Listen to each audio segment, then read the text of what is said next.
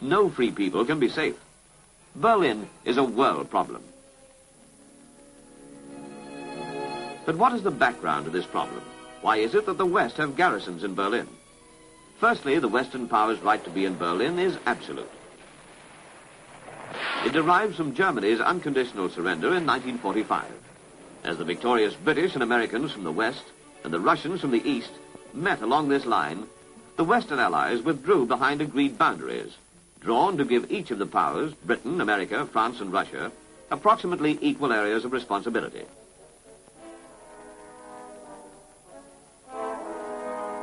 By the same agreement, Berlin, Germany's pre-war capital, was divided into 4 sectors, but to be administered as a whole. Access to Berlin from the main western zones was guaranteed by means of road, rail, and air routes.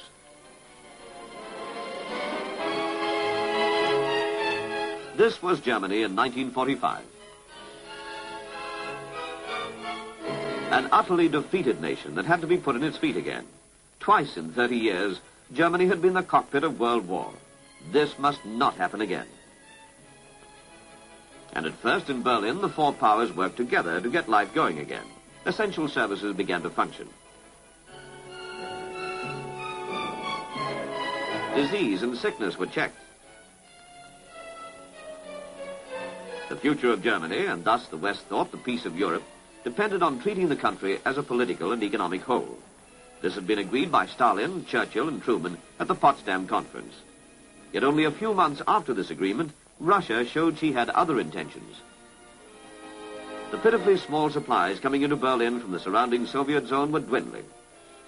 And so the West decided it had to send the 2.25 million people of West Berlin every item needed to maintain life, using the agreed road and rail routes through the Soviet zone.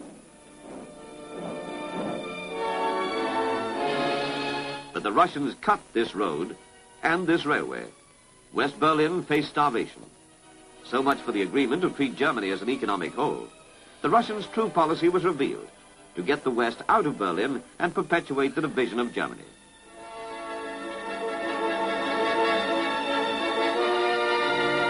The West gave a determined answer to this cruel blockade. The land routes might be closed, but the air was open. Every available plane was pressed into service to carry food and the necessities of life into the blockaded city.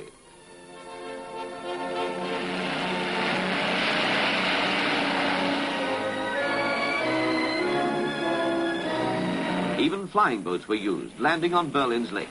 The British, American, and French air forces together kept West Berlin alive. Every need of the beleaguered people had to be supplied by air. The narrow air lanes into Berlin were crowded with 600 planes a day. Then, after 9 months, the Russians lifted the blockade and traffic flowed again. Russia's first attempt to capture West Berlin for communism had been met firmly and defeated.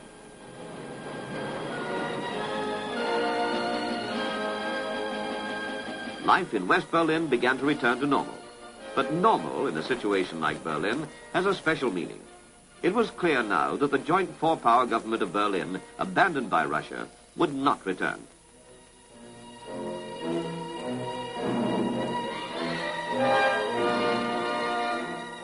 Some barriers would not come down. Traffic flowed uneasily between East and West Berlin, and the Brandenburg Gate marked the division between 2 ways of life.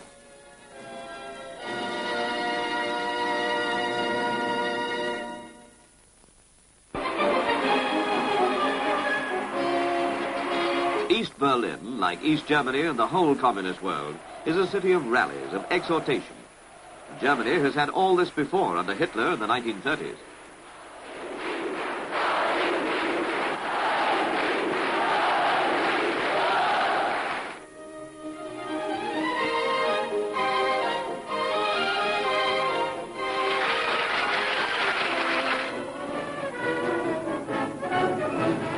But this organized enthusiasm is not typical of the feelings of most of the East Germans.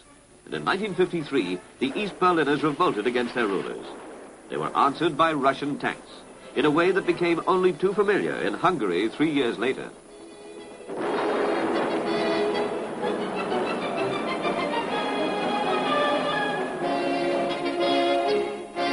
Refugees fled in thousands, and they found West Berlin to be a very different city from East Berlin, a city concerned more with reconstruction than rallies. For with British, French, American, and West German aid, West Berlin was raising itself from the ruins and taking on a prosperous look. New flats were replacing the devastation of the war. Thriving industries were established. And the shops were full.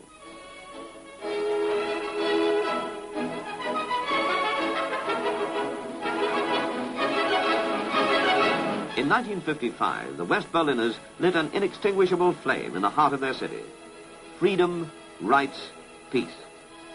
The West had always been prepared to negotiate the future of all Germany, as well as of Berlin. Unshaken in our conviction that all outstanding international questions should be settled not by the use or threat of force, but by peaceful means through negotiation. We remain ready to take part in such negotiations at any suitable time in the future. And Herr Willy Brandt, West Berlin's elected mayor, told his fellow citizens, West Berlin is important not only to us, not only to West Germany, but to Europe and to the world. But in Paris in 1960, Mr. Khrushchev made it clear he was not in negotiating mood. At the Kennedy-Khrushchev meeting in Vienna in 1961, the atmosphere seemed better. But it soon became clear that behind Mr. Khrushchev's smiles, his determination to dislodge the West from Berlin was unchanged.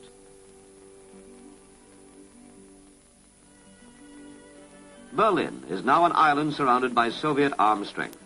The West, for its part, knows it has every legal right to be in West Berlin and to station its troops in the city. These troops are a provocation to no one. But to West Berlin, their very presence guarantees the city's continued existence as an outpost of freedom. And this freedom is dearly cherished. In free elections, West Berliners have repeatedly given communist candidates derisory votes. And there are no free people anywhere in the world better qualified to judge the virtues of communism than the West Berliners, who live in its very border, and until the wall was built, could see for themselves what it means. The empty streets of East Berlin.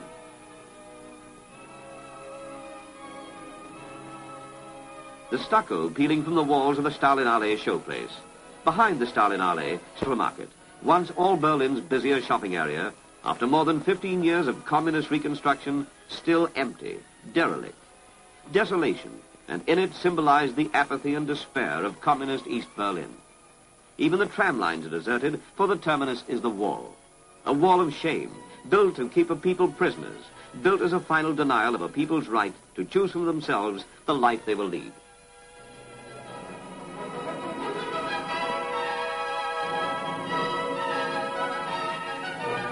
To this hideous monument, visitors have come from all over the world, almost unable to believe that such a thing could exist. One visitor was British Foreign Secretary Lord Hume.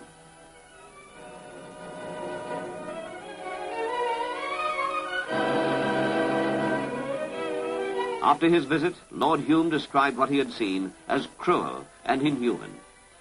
He defined the British foreign policy towards Berlin and said that it consisted of recognizing three undeniable rights for the people of West Berlin. The right of the people to live the life of their own choosing. The right of the people to have the Allies in Berlin to defend that freedom. And the right of unhindered access to the city. These, then, are the rights that West Berliners enjoy today. They are the rights that the West is determined they shall continue to enjoy. This is the meaning of West Berlin today.